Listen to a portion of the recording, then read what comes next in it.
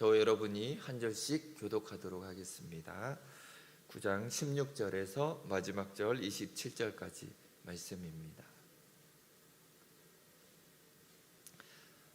16절입니다.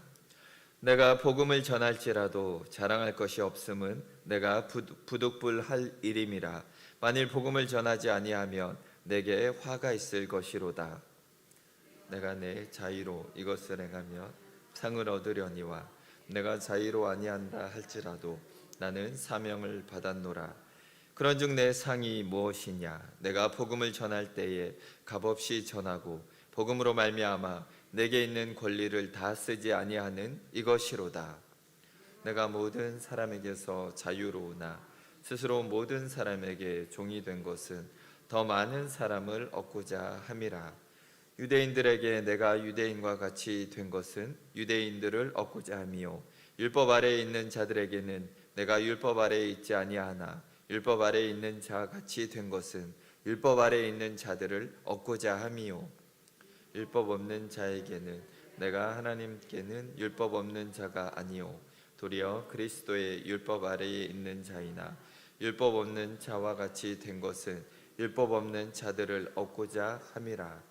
약한 자들에게 내가 약한 자와 같이 된 것은 약한 자들을 얻고자 함이요 내가 여러 사람에게 여러 모습이 된 것은 아무쪼록 몇 사람이라도 구원하고자 함이니 내가 복음을 위하여 모든 것을 행함은 복음에 참여하고자 함이라. 운동장에서 다름질하는 자들이 다 달릴지라도 오직 상을 받는 사람은 한 사람인 줄을 너희가 알지 못하느냐? 너희도 상을 받도록 이와 같이 다름질하라. 이기기를 다투는 자마다 모든 일에 절제하나니 그들은 썩을 승리자의 관을 얻고자 하되 우리는 썩지 아니할 것을 얻고자 하노라. 그러므로 나는 다름질하기를 향방 없는 것 같이 아니하고 싸우기를 허공을 치는 것 같이 아니하며 내가 내 몸을 쳐 복종하게 함은 내가 남에게 전파한 후에 자신이 도리어 버림을 당할까 두려워함이로다. 아멘. 네, 오늘은 상을 받도록 상을 위하여 달려가라라는 제목으로 말씀을 나눠보도록 하겠습니다. 자, 우리가 아는 것처럼 고린도 교회는 문제가 많이 있었습니다. 여러 가지 분열도 고린도 교회에 있었지만 사실 이런 고린도 전서를 읽다 보면은 그래도 고린도 교회가 고민하는 것들은 지극히 현실적인 문제들에 대해서 하나님의 뜻을 묻고 있는다라는 것을 좀 이렇게 돌아보게 됩니다. 어쩌면 요즘은 현실적인 문제는 교회에서 답을 잘 안 찾으려고 합니다. 예전 같은 경우는 뭐 이혼이다 이런 문제가 있으면 사실 교회에서 그거는 거의 있을 수 없는 일, 뭐 이런 식으로 거의 사람들이 받아들였습니다. 90년대만 해도 뭐 이혼이다 이런 것 자체가 거의 있을 수 없는 일이었지만 지금은 그 누구도 이런 부분을 언급조차 하지 않는다라는 거죠. 맞다 틀리다조차 아예 꺼내지 않는, 어떻게 보면은 지금이 더 문제가 있지 않는가. 고린도 교회의 이 당시보다 어쩌면 지금 우리는 예배하는 모습과 우리의 실제 삶의 모습이 너무나 하나님과 동떨어져 있지 않은가 한번 생각해 볼 필요가 있습니다. 그렇다면 어떻게 보면 고린도 교회는 그렇게 나쁜 교회는 아닙니다. 도리어 어떻게 하든지 하나님의 뜻대로 그들의 삶을 맞추기 위해서 정말 온갖 편지를 쓰면서 계속해서 바울에게 물어보고 하는, 어쩌면 열정이 있고 순수했던 교회가 고린도 교회가 아닌가 생각을 해봅니다. 자, 오늘 본문은 9장인데 7장과 8장의 내용도 잠깐 언급을 하고 넘어가면 좋을 것 같습니다. 고린도 교인들의 결혼과 이혼과 재혼에 대해서 사도 바울에게 또 물어보고 있습니다. 또한 바울 사도도 그거에 대해서 답을 적고 있는 것을 보게 됩니다. 어떻게 보면 되게 복잡한 문제들입니다. 어떻게 답을 하기도 쉽지 않은데 인생의 많은 것들이 우리가 원하는 대로 답을 찾는 게 쉽지 않습니다. 때로는 우리가 옳다고 생각하는 대로 되는 것도 아닙니다. 그러나 성경이 우리에게 주는 원칙들을 우리가 잘 살펴본다라면 그래도 많은 문제들을 지혜롭게 우리가 판단할 수는 있다라는 것입니다. 자, 먼저 결혼을 꼭 해야 되는가? 이 질문에 대해서 지금 바울이 대답을 하고 있습니다. 요즘 젊은 사람들은 결혼을 안 하려고 합니다. 여러 가지 이유가 있습니다. 돈이 없어서 못한다. 아니면 받고 싶지 않다. 뭔가 자유를 더 만끽하고 싶기 때문에 결혼을 안 한다. 뭐 이런 얘기를 합니다. 바울은 결혼을 해도 잘하는 거고 결혼을 안 하면 더 잘하는 거다. 이렇게 말하고 있습니다. 요즘 친구들이 들으면 결혼 안 하는 게 더 잘하는 거구나 이렇게 착각할 수도 있습니다. 그런데 그 답이 아니다라는 거죠. 바울 사도는 결혼에 은사가 있는지 독신의 은사가 있는지 점검을 해보고 그거에 따라서 결정을 하라라고 말하고 있습니다. 바울의 입장에서는 본인이 독신의 은사가 있었고 하나님의 일에만 전념하는 것이 당연히 더 좋다라고 말을 하고 있는 것입니다. 자, 남녀가 결혼을 해서 가정을 이루고 자녀를 낳으며 사는 것, 당연히 이것이 하나님의 뜻입니다. 고대 사회에서 여성이라는 위치는 약자에 해당이 됩니다.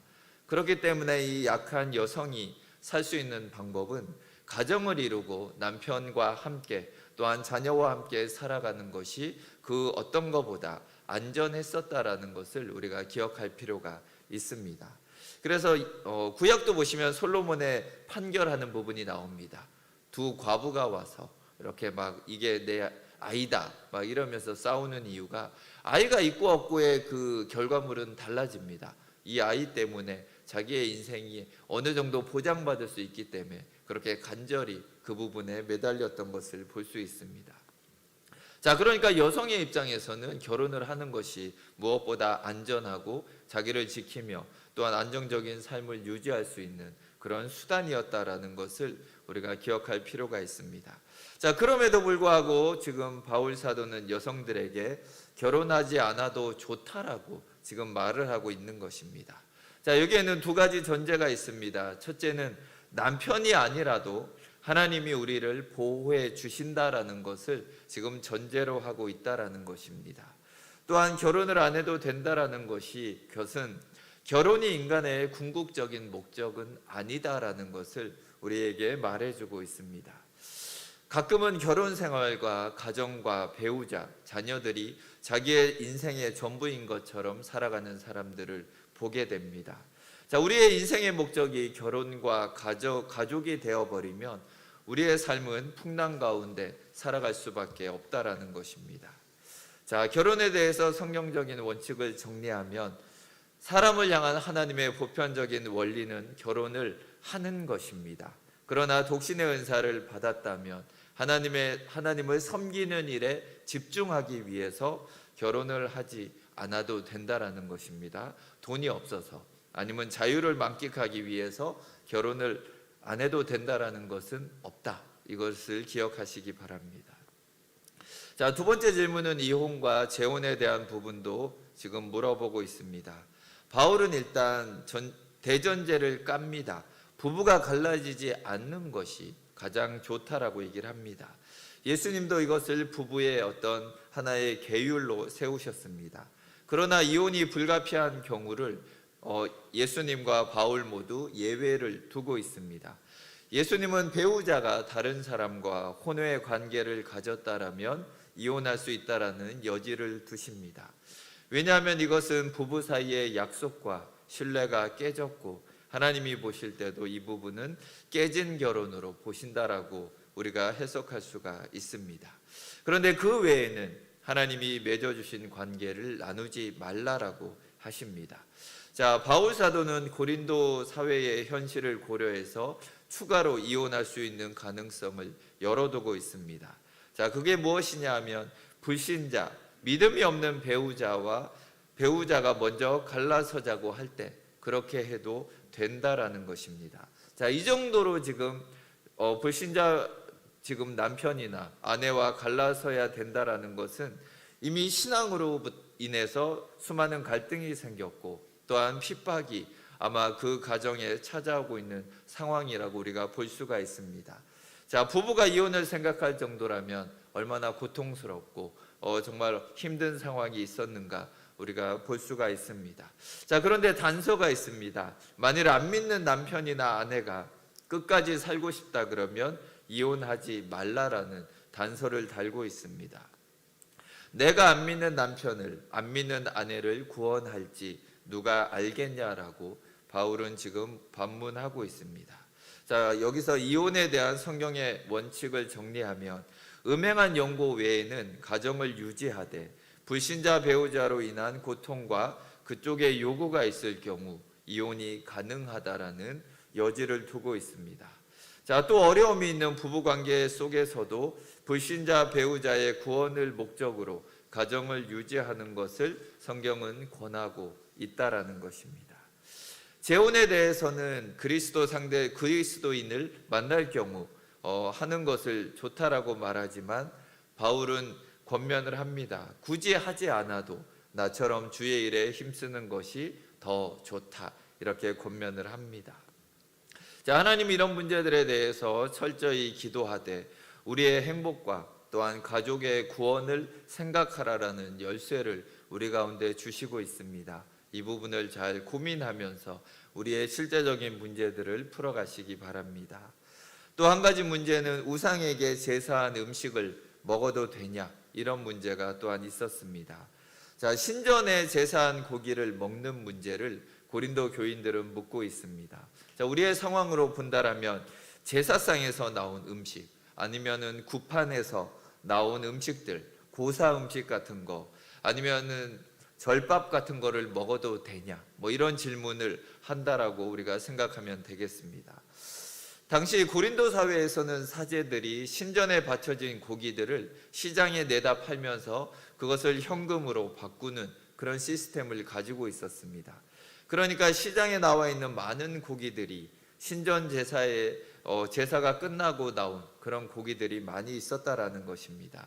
그러니까 보통 시장에서 고기를 사는 것이 자꾸 불편하고 마음에 걸리는 그런 성도들이 있었습니다. 자, 그래서 사도 바울은 대답을 합니다. 어떤 고기든 먹어도 되고 안 먹어도 된다. 쉽게 얘기하면 음식 자체는 악한 것이 아니다, 이렇게 얘기를 합니다. 그런데 무엇이든지 양심에 꺼려지면 먹지 말라. 또한 내가 먹는 걸 보고 실족할 믿음이 약한 형제들이 있다면 먹지 말라, 이렇게 얘기를 합니다. 바울은 형제가 실족하게 하느니 차라리 내가 죽을 때까지 고기를 안 먹겠다, 이렇게 선언을 하고 있습니다. 다시 얘기를 하면 공공의 덕과 다른 사람의 구원을 위해서 모든 일을 판단하고 그거에 맞게 행하라라고 우리에게 말해주고 있습니다. 자, 이제 오늘 본문의 9장은 사도 바울이 자신의 문제를 변호하는 내용으로 시작해서 또한 자기가 선한 싸움에 대한 이야기를 지금 하고 있는 것을 보게 됩니다. 먼저 바울 사도가 왜 자신을 변호하게 되었는지 우리가 또 살펴보기를 원합니다. 자, 사도 바울이 자신을 변호하는 이유는 먼저 고린도 교회 안에서 사도 바울의 사도직을 의심하는 사람들이 있었습니다. 바울이 사도가 맞냐? 이 부분에 대한 의심이 있었습니다. 자, 바울은 예수님이 복음 사역을 하실 때부터 함께 다녔던 사람이 아니었습니다. 자, 예수님이 승천하시고 나서 하나님을 만나고 예수님을 만나고 사도로서 살아간 사람입니다. 자, 또한 심지어 바울이 텐트를 만들어서 돈을 벌면서 교회에서 생활비를 받지 않은 것에 대해서도 곱게 보지 않는 사람들이 있었습니다. 분명히 사도가 아니기 때문에 교회에서 지원받는 게 떳떳하지 못해서 저러는 거라고 아마 이렇게 수군거리는 사람들이 있었던 것 같습니다. 그래서 1절부터 자신을 변호하면서 방어하고 있습니다. 자, 이것은 단지 억울한 오해를 풀려고 하는 것보다 자기가 전한 복음과 또한 신앙에 안 좋은 영향을 줄 것 같은 우려 때문에 이렇게 변호를 하고 있는 것입니다. 자, 예수님은 사도 바울이 사도직의 문제로 인해서 이렇게 어려움을 당할 것을 아마 알고 계셨을 것입니다. 분명히. 자, 그러면은 12제자로 부르실 때 바울을 불렀으면은 이런 문제가 없었을 텐데 참 부르지 않았다라는 것입니다. 그래서 사도 바울이 이렇게 자존심이 상하는 문제까지 또한 교회의 분열까지 일어나면서 이런 일들을 왜 하게 되셨는가? 미리 좀 막아주셨으면 좋지 않을까? 이런 생각을 우리가 할 수도 있습니다. 자, 사실 이런 속상한 부분들이 우리에게도 때로는 있습니다. 왜 나를 부르실 때 좀 더 좋은 환경에서 부르지 않으셨을까? 왜 우리 집은 이럴까? 왜 믿지 않는 남편을 나는 만나게 하셨을까? 사실 살다 보면 이런저런 생각들을 하게 된다라는 것입니다. 고린도교회 성도들 가운데서도 부잣집에서 노예로 살고 있는 성도들이 많은 숫자가 있었습니다. 자, 원래는 그걸 그냥 당연시 생각을 했습니다. 그냥 팔짱가 보다 이런 생각을 하면서 살았는데, 문제는 하나님을 믿고 나니까 하나님이 모든 것을 주관하신다는데 왜 나를 노예로 만드셨나, 이런 생각이 아마 있었을 것 같습니다. 자, 나를 사랑하신다면 왜 이런 삶을 나에게 허락하셨을까? 자, 사도 바울도 이런 질문을 아마 했었을 것 같습니다. 그러고 나서 하나님의 음성을 들었습니다. 7장에서 부르신 그대로 예수님을 따르라라고 사도 바울은 성도들에게 말하고 있습니다. 노예로 부르심을 입었든지, 독신으로 부르심을 입었든지, 병들고 가난한 자로 부르심을 입었든지, 하나님께는 그런 것이 아무런 문제가 되지 않는다라고 말하고 있는 것입니다. 주님은 우리를 부르신 모습 그대로 우리에게 회복을 주시고, 또 우리의 삶 속에서 하나님은 계속해서 기적을 이루어 가실 것입니다. 또한 바울 사도가 교회의 생활비를 받지 않은 이유를 18절에서 이렇게 입장을 말하고 있습니다. 그런즉 내 상이 무엇이냐? 내가 복음을 전할 때에 값없이 전하고 복음으로 말미암아 내게 있는 권리를 다 쓰지 아니하는 이것이로다. 우리가 받은 큰 구원을 생각할 때 우리가 교회에서 하는 헌신이나 어떤 봉사도 우리가 당연하게 감당할 수가 있습니다. 자, 그런데 우리가 당연히 누릴 수 있는 권리까지도 포기했다라면 그것이 우리가 하나님으로부터 받을 상이다라고 사도 바울은 말하고 있습니다. 고린도 교회 생활비를 의존하지 않고 자기가 직접 노동을 하면서 또한 교회를 섬긴 부분이 바울의 상급이다라고 지금 말하고 있는 것입니다. 자, 성도들도 세상에서 하나님이 주신 좋은 것들을 누리며 살 권리가 있습니다. 그런데 그런 모든 권리를 포기하며 우리가 하나님을 섬겼다면 그것이 우리의 큰 상급이 된다라고 말하고 있습니다. 바울 사도는 이런 비난과 억울한 오해를 받으면서도 자기가 복음을 전하는 이유를 설명하고 있습니다. 16절을 보시면 내가 복음을 전할지라도 자랑할 것이 없음은 내가 부득불할 일임이라. 만일 복음을 전하지 아니하면 내게 화가 있을 것이로다. 자, 복음을 전하는 일이 부득불하는 일이라고 말하고 있습니다. 사실 한국말에서는 부득불이라는 표현을 잘 안 쓰시죠. 아마 잘 안 쓰실 겁니다. 중국에서는 엄청 많이 씁니다. 자, 이 뜻이 뭐냐? 하기 싫은데 억지로 한다라는 것입니다. 정말로 내가 하기 싫은데 이거 안 하면 안 되니까, 정말 우리가 일하기 싫은데 이거 안 하면 굶어 죽으니까, 그런 게 부득불이라는 의미를 담고 있다라는 것입니다. 자, 주님의 일이 거의 부득불하는 것이지 우리가 저절로 막 마음에서 우러나와서 하는 것이 아니다라고 바울 사도는 말하고 있습니다. 이것은 의지적으로 할 수밖에 없고 인위적으로 할 수밖에 없는 부분이 있다라는 것입니다. 우리 안에 자연스럽게 우러나오는 것은 세상적인 것들입니다. 성공을 추구하고 편안한 것을 원하고 뭔가 즐거운 것들, 이런 거를 보고 싶고 이런 거를 먹고 싶고, 이것이 우리 안에 자연스럽게 나오는 것이지, 전도와 이런 것들은 우리가 의식적으로 하지 않으면 아마 주님이 부르시는 그날까지 안 하고 살 확률이 훨씬 더 높다라는 것입니다. 자, 또 전하지 않으면 자기 자신에게 화가 있다라고 바울 사도는 말하고 있습니다. 자, 몇 달 전에 수원의 한 거리에서 길을 가던 여성이 모르는 남자에게 지금 폭행을 당하는 사건이 있었습니다. 자, 한 아버지와 아들이 마침 차를 타고 지나가다가 그 모습을 보게 되었습니다. 남자가 여성의 목을 조르면서 폭행을 하고 있었고, 여성은 살려달라고 소리를 지르고 있었습니다. 이 아버지와 아들은 차를 세우고 내려서 폭행범을 제압하고 여성을 구했습니다. 자, 아들은 그 과정에서 범인이 휘두른 칼에 얼굴을 맞아서 50바늘을 꿰맸다고 합니다. 본인도 위험을 느꼈을 텐데 어떻게 이런 일을 할 수 있었냐라고 기자가 물었을 때 아들은 이렇게 대답을 합니다. 살려달라고 하는데 지나치면 계속 생각날 것 같았습니다. 만일 그날 저녁 뉴스에 피해자 여성이 사망했다라는 그런 소식이 나왔다라면 아마 이들은 평생 동안 아마 죄책감에 아마 시달렸을 수도 있을 것 같습니다. 바울 사도의 눈에는 예수님을 모르는 사람들이 어쩌면 이렇게 다 살려달라고 부르짖는 것처럼 보였을 수도 있습니다. 그리고 사실 이것이 사실입니다. 저대로 살다가 저 사람들이 죽는다라면 아마 그들은 영원한 지옥으로 갈 수밖에 없는 것입니다. 그거를 지나쳤을 때 받는 고통이 복음을 전하면서 받는 고통보다 자기는 더 크게 느껴진다라고 말하고 있는 것입니다.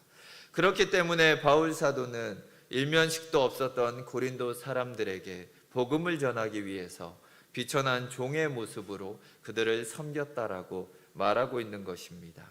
19절을 보시면 내가 모든 사람에게서 자유로우나 스스로 모든 사람에게 종이 된 것은 더 많은 사람을 얻고자 함이라.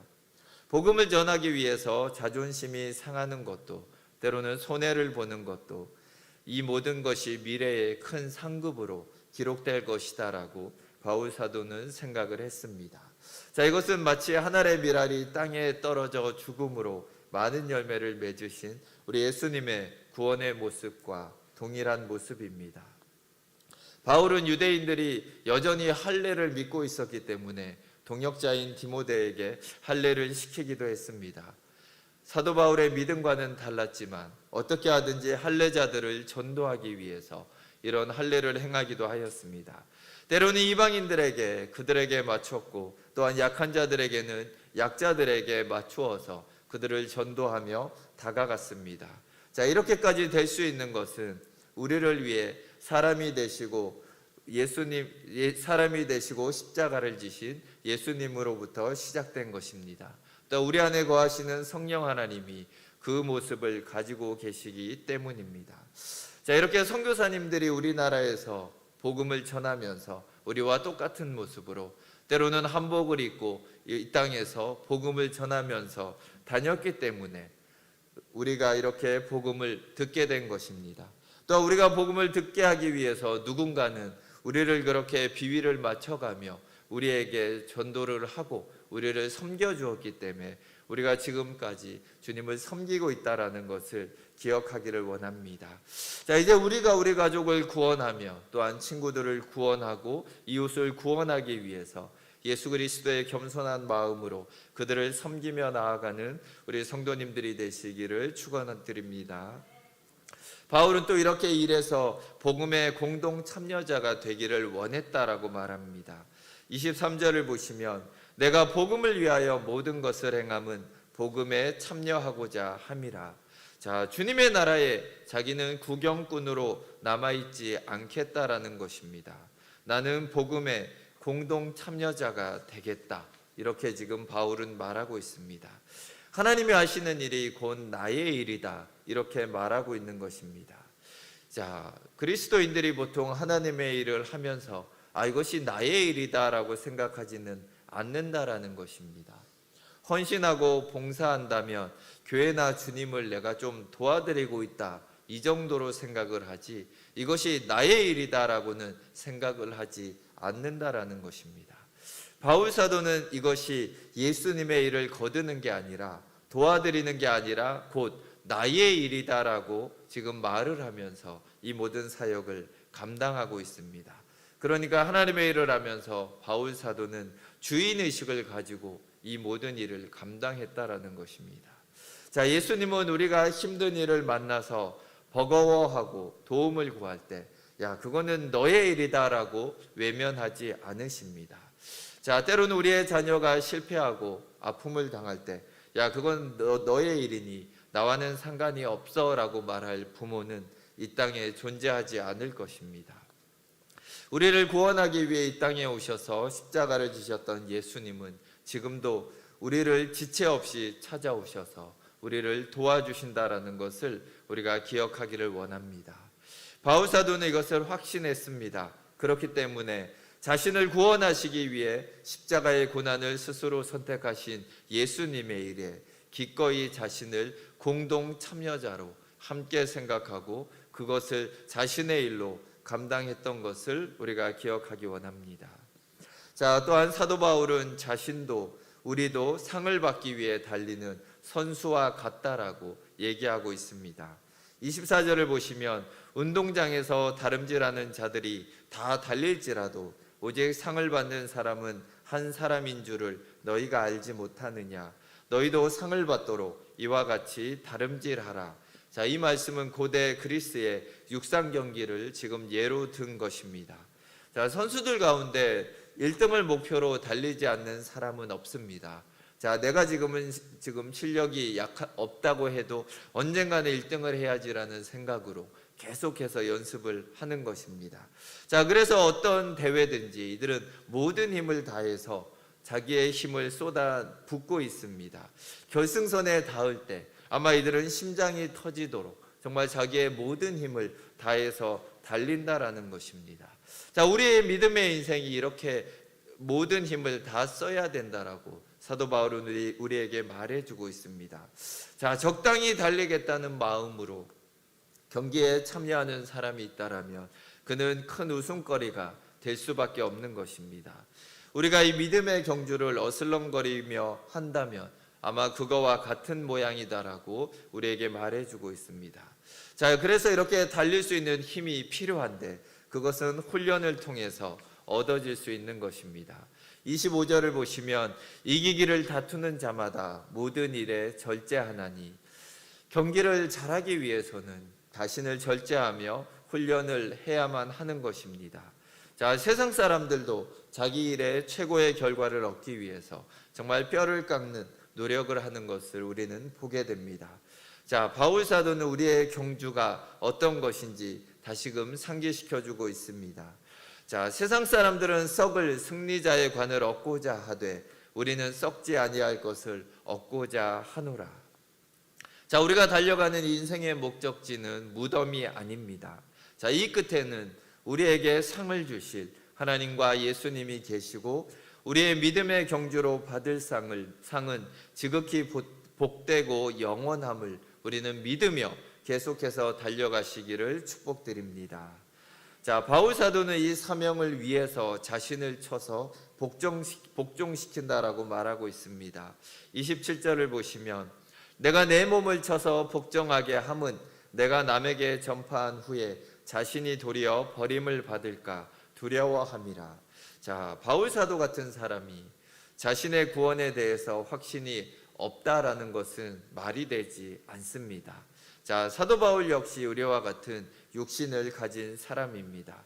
그래서 때로는 속절없이 튀어나오는 우리의 육체의 연약함을 보게 됩니다. 자, 그럴 때마다 우리는 그런 생각을 합니다. 정말 내가 구원받은 자녀가 맞는가? 정말 내가 하나님의 자녀로 합당한가? 이런 좌절이 우리 가운데 찾아올 때가 있습니다. 자, 그렇기 때문에 그럴 때마다 다시금 우리의 몸을 쳐서 우리를 복종시켜야 한다라는 것입니다. 우리는 믿음의 경주를 위해서 훈련하고 또한 그 모든 것이 우리의 몸에 기억될 수 있도록 계속해서 연습을 해야 한다라는 것입니다. 몸에 밴 습관은 결국 믿음의 실력으로 나타나게 됩니다. 훈련하고 연단되지 않은 믿음은 결국 시련이 올 때 우리의 믿음이 뿌리채 흔들리고 우리의 멘탈이 무너지는 것을 보게 됩니다. 평소에 훈련하지 않은 그런 병사가 전쟁이 일어났을 때 승리할 수는 없다라는 것입니다. 우리가 매주 드리는 예배와 또한 매일매일 개인 기도와 말씀 읽기와 같은 경건의 훈련이 무엇보다 중요합니다.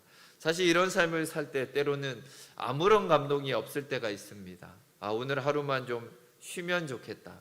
기도를 해도 너무나 냉랭할 때가 있고 말씀을 읽어도 하나도 이해가 되지 않는 그런 상황이 찾아올 때도 있습니다. 하지만 우리가 끊임없이 계속해서 이렇게 지켜낸다라면 결국 이 가운데 이것이 우리의 삶이 되고 우리의 습관이 되고 우리의 능력이 된다라는 것을 우리가 기억하기를 원합니다.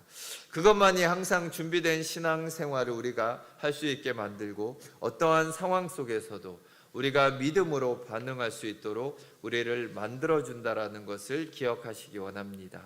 자, 그렇게 해도 우리는 순간순간 우리의 믿음이 흔들리고 마음의 낙심이 생길 때가 있습니다. 자, 그럴 때는 우리 자신을 강하게 쳐서 하나님의 말씀에 복종해야 한다라고 말하고 있습니다. 자, 여기서 친다라는 표현은 권투 경기 같은 거를 보시면 자, 얼굴을 주먹으로 세게 때리는 그런 모습을 우리가 볼 수가 있습니다. 자, 그거에 해당되는 용어입니다. 단순히 그냥 가볍게 치는 것이 아니라 정말 멍이 들 정도로, 정말 별이 보일 정도로 우리 자신의 얼굴을 가격한다라는 의미를 담고 있다라는 것입니다. 때로는 우리가 믿음 생활 가운데 의기소침하고 때로는 우리의 마음이 우울해질 때 그런 자신에게 정신을 차리라고 한데 우리가 때릴 수도 있는 것입니다. 정말 우리 자신을 쳐서 정말 다시금 정신을 차리고 매일매일 하나님이 원하시는 그 믿음의 습관을 만들어가야 한다라는 것입니다. 자, 2024년도 올 한 해도 정말 우리가 하루하루의 경건한 삶을 통해서 우리가 경건에 이르기를 연습하는 성도님들이 되시기를 바랍니다. 이렇게 달려갈 때 하나님이 우리를 위해 준비해 놓으신 상이 있습니다. 영원한 상, 정말 변하지 않는 그 상을 위해서 달려가는 동작중앙교회 모든 성도님들이 되시길 주의 이름으로 축원드립니다. 함께 기도하시겠습니다. 하나님 아버지, 감사합니다. 정말 우리가 이 땅을 살아가면서 정말 우리의 삶과 정말 우리의 신앙이 때로는 너무나 다른 모습일 때가 있음을 고백합니다. 하나님, 정말 우리가 정말 계속해서 하나님을 닮아가기를 원합니다.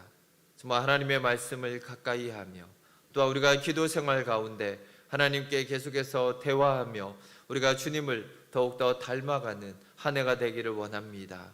우리가 문제가 있을 때마다 하나님을 찾아오는 것이 아니라 매일매일 하나님 앞에 나아가고 하나님을 사랑하며 하나님의 그 말씀을 듣기를 원하며 우리가 주님을 더욱더 닮아가는 우리 모든 성도님들이 되게 하여 주시옵소서.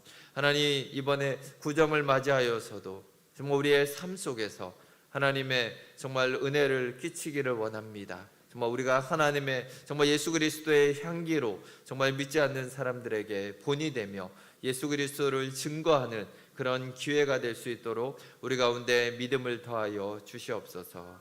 감사드리며 예수 그리스도의 이름으로 기도드립니다. 아멘.